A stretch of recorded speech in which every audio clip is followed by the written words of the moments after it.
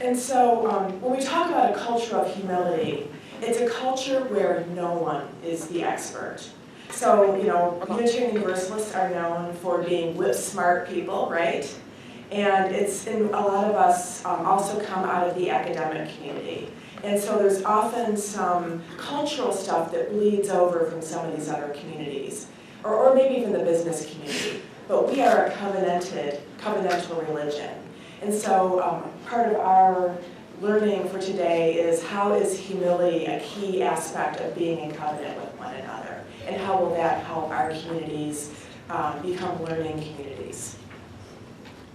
So I think of the opposite of humility, the things that keep us from being humble with one another, is being kind of viruses in our systems, viruses in our congregation.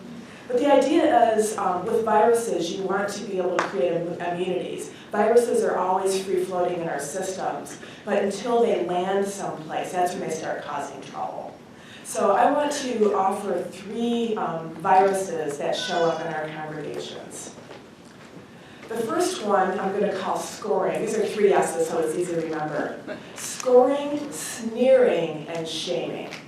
So these are, and I'm going to explain these a little bit, but these are the viruses that we want to help you create immunities against. We'll start out with scoring.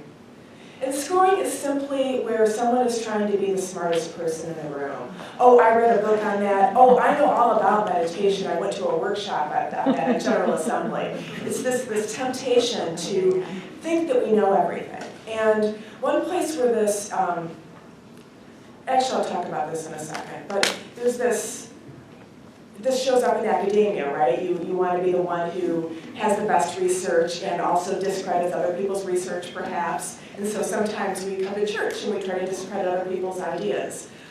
So this is what I mean by scoring. The second one is sneering.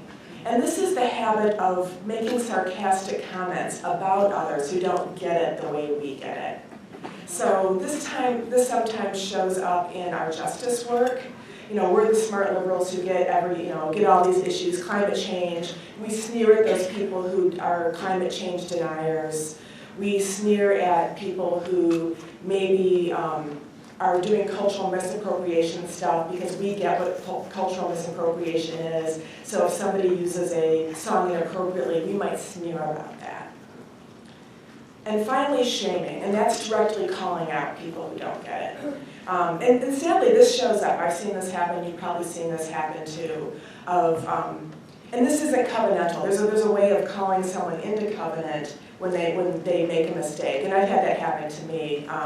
One of my favorite examples is I was in a workshop and I used the term slave driver. I'm being a slave driver moving you through this material. Never even occurred to me that that would be a term that might be hurtful to some people. And people called me back into it, and I was like, okay, yeah, I guess that's right. That's an idiom that just rolled off my tongue without any thought. So that they were calling me into covenant. But sometimes we do that in more hurtful, shaming ways, and so that's the kind of shaming piece that I'm talking about. So. So the idea of having the keystone habit of humility is creating an inoculant against these viruses that show up in our congregation.